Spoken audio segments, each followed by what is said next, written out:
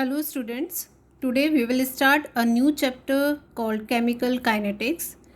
It is an easy and scoring chapter if you study it in a systematic manner. So let's start the topic. Whenever we study any chemical reaction, there are three aspects which we study about. So that there are three main areas for the study of a chemical reaction. First, we will decide whether the reaction is feasible or not. So feasibility, we decide about the feasibility of the reaction, that is whether the reaction will take place or not. Second factor is whether to what extent the reaction will take place.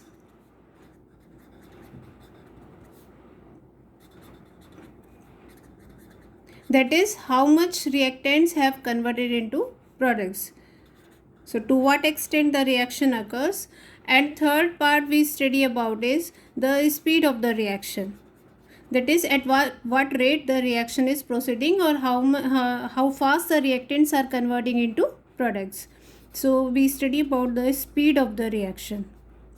So these are the three main aspects. Feasibility we study about in thermodynamics, whether the reaction is feasible or not from the value of delta G. If delta G is negative, the reaction is feasible. So feasibility we study in thermodynamics. To what extent the reaction occurs, we study in chemical equilibrium. And third part is the speed of the reaction, that is we study in chemical kinetics. So what is chemical kinetics? Chemical means chemical reactions. Kinetics means related to the speed or the rate of the reaction. So we study about the rate of the reaction, the factors which affect the rate of a reaction, and the mechanism by which the reaction takes place. All these are studied under a common topic called chemical kinetics. Clear? Now there are three types of reaction on the basis of their speed.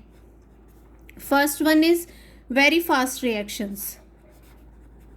Very fast reactions means in a fraction of second they will take place. If mostly ionic reactions come under this category. Ionic reactions come under this category. Example, acid and base reaction, HCl plus NaOH. This reaction is instantaneous. So it is very difficult to study the rate of such reactions because they occur in a fraction of second. Second one is very slow reactions. Very slow reactions, they take days or months. Example is the rusting of iron. It is a very slow process. Then another example is hydrogen and oxygen combining to form water, very slow reaction. So these are very slow reaction and it is of no practical use to study such reactions. Now third one is moderate reactions which proceed with moderate speed.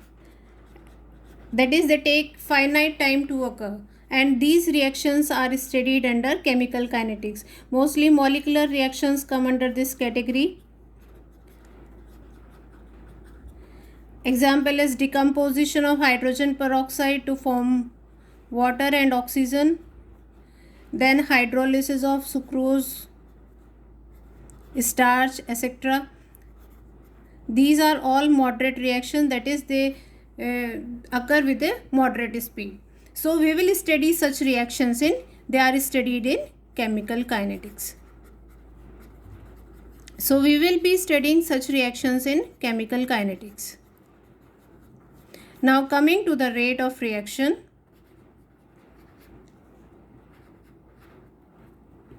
Now coming to the rate of reaction.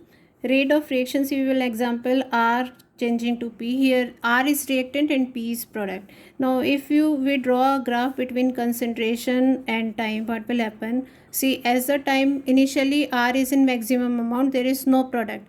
So as the reaction takes place, the concentration of R will start decreasing. That means it will start disappearing. So it disappears during the reaction.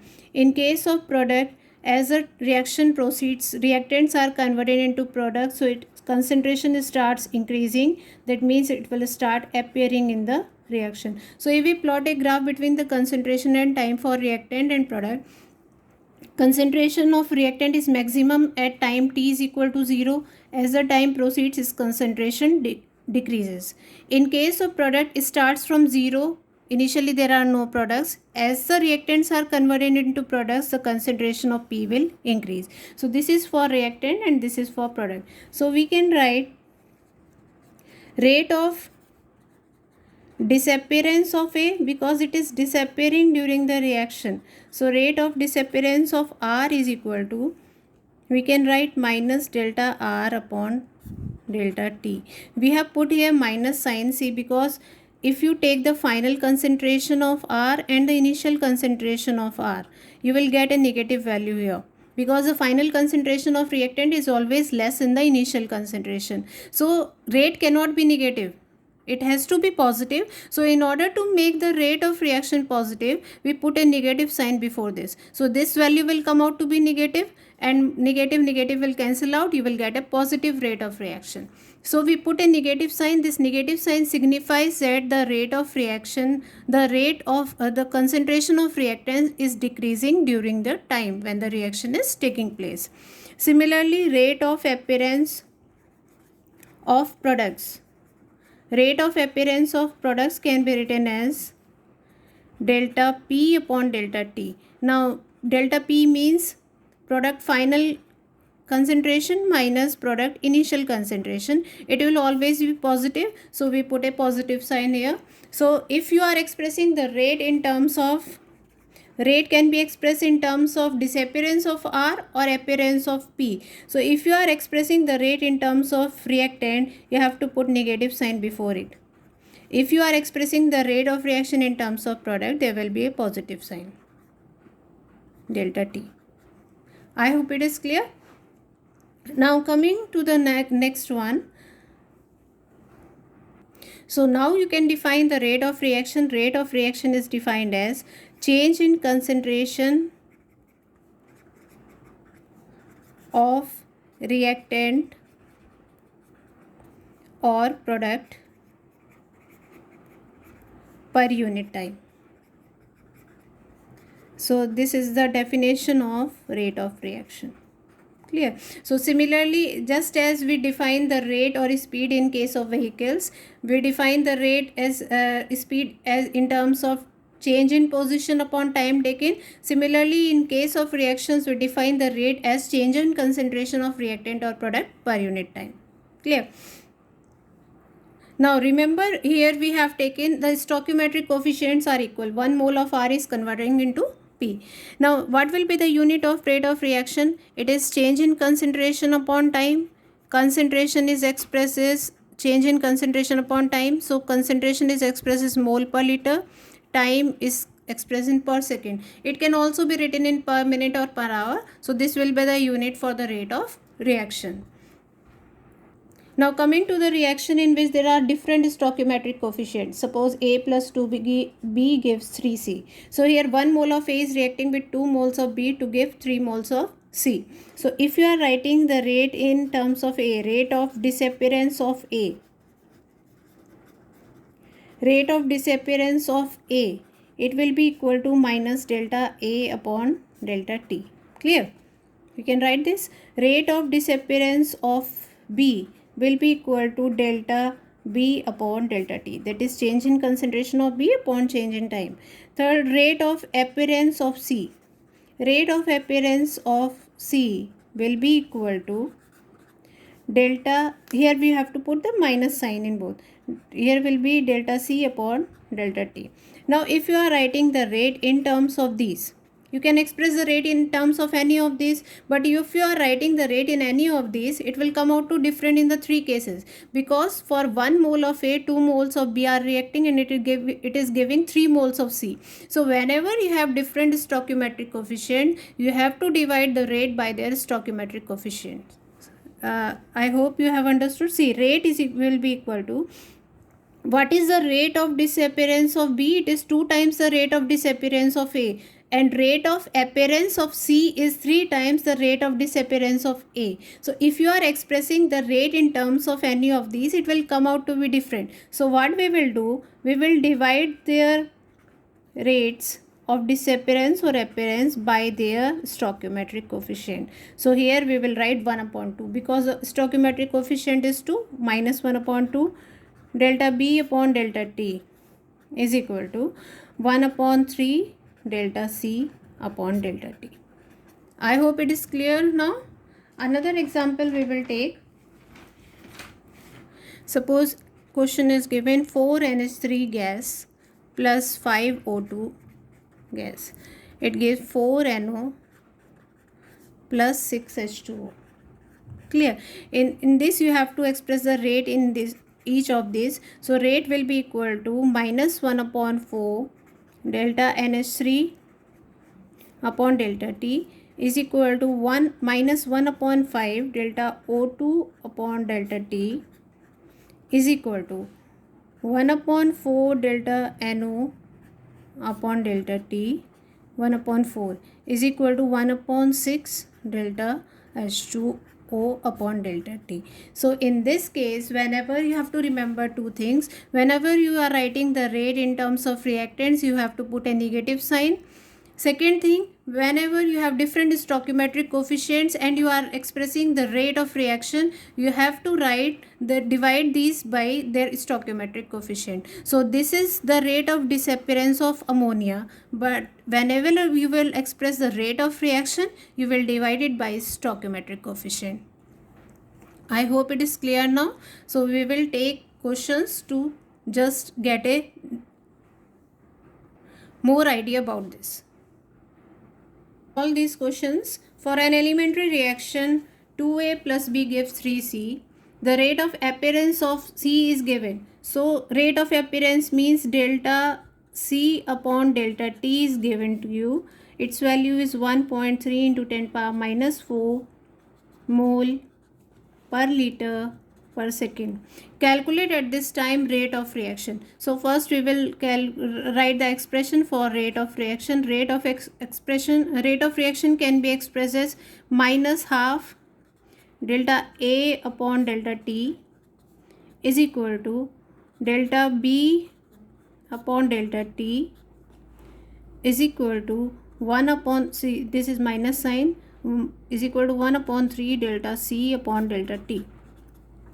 Now delta C upon delta T is given to you. You are asked the rate of reaction. So how will you calculate? Rate is equal to 1 upon 3 into value of delta C upon delta T, 1.3 into 10 power minus 4. So solve this. You will get 4.33 into 10 power minus 5 mole per liter per second. Clear? Now second part, in the second part what is asked? Rate of disappearance of A.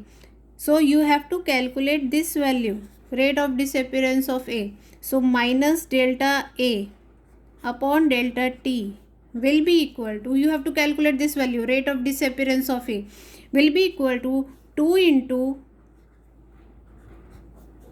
this value 1 upon 3 delta C upon delta T. So put the value here, 2 upon 3 into 1.3 into 10 power minus 4. You will get 8.66 into 10 power minus 5 mole per liter per second. So in this way you will solve the questions based on this. Clear? Another question is, in Haber's process, nitrogen plus 3 hydrogen gives 2 NH3. The rate of formation is given 4.8 into 10 power minus 3 mole per liter per second. Calculate the rate of consumption of hydrogen. Clear? Rate of formation is given. That is delta NH3 upon delta T is given to you. Rate of formation of ammonia 4.8 into 10 power minus 3 mole per liter per second. This is given to you. Now rate can be expressed as, rate is equal to minus delta N2 upon delta T is equal to minus 1 upon 3 delta H2 upon delta T is equal to 1 upon 2 delta NH3 upon delta T. So what is the relation between rate of consumption of hydrogen? Means you have to calculate this value along with minus sign. So rate of consumption of hydrogen will be delta H2 upon delta T will be equal to minus 3 into 1 upon 2 into this value 4.8 into 10 power minus 3. Clear? Because this value is given to you, delta NH3 upon delta T. Rate of formation of ammonia is given. Bring it this side, 3 upon 2 into this value. So it will be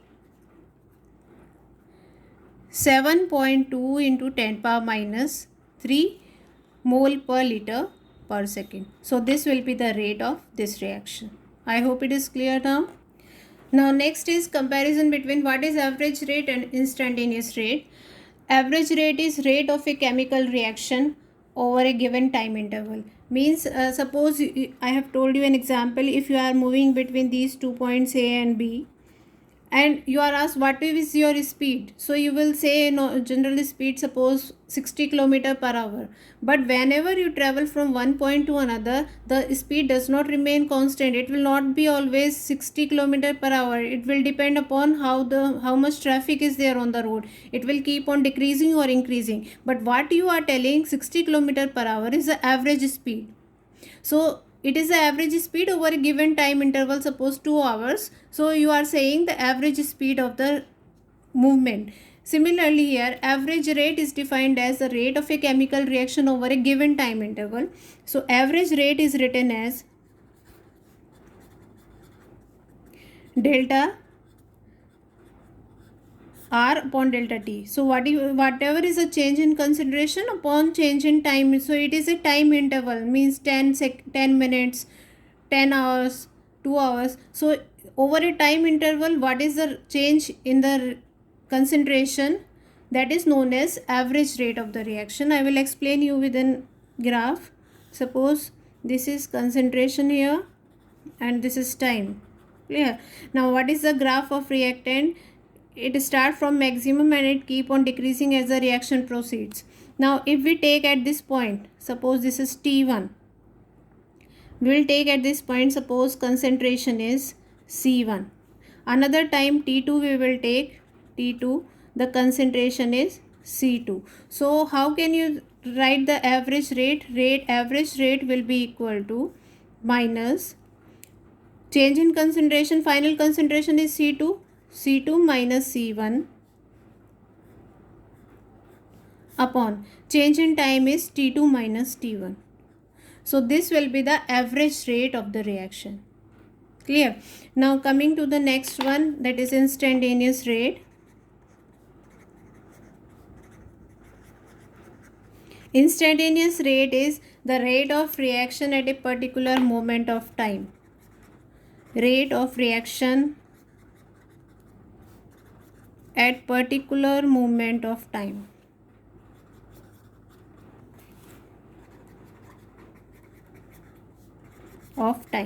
It is also known as, we also say, is infinitesimally small time interval. Small time interval.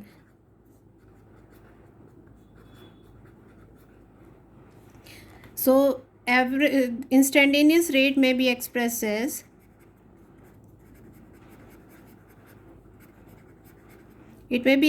by D. D is very small change in concentration upon dt. Clear? Where dt is tending to 0. That is very small time interval, or at a particular moment of time we take the instantaneous rate. Now to explain the instantaneous rate, see an example. This is concentration again, concentration of reactant, and this is time. Clear? This is concentration and this is time. This is for this is for product and this is for reactant. Clear? Now suppose you want to find the rate at a particular moment of time. Suppose this time t, you want to find out the rate of reaction. So you have to find the rate of reaction at this point. So what you will do, you will draw a slope touching this point, slope to the curve touching this point. Clear? Now when you draw the slope, either you can extend it meeting this point, or you can take it like this. So this is point O, A, suppose this is B. This is delta dx and this is dt. So you can express the rate as, rate will be expressed as dx upon dt, where dx is a small change in concentration over a small time interval, that is very small time interval from O to B. So from the slope you will get the rate of the reaction. Similarly here, this graph is in terms of concentration of reactant. So if you want to find the rate of reaction at any particular time t, make a slope touching this point, passing this point, and extend it on both the sides. So this is point O, A and B. So instantaneous rate will be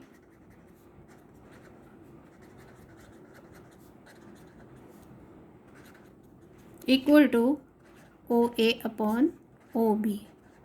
That is this time, this change in concentration upon change in time. You will get the instantaneous rate. So that's all in this video. We will discuss the factors affecting the rate of reaction, order and molecularity in the next video. Till then, thank you.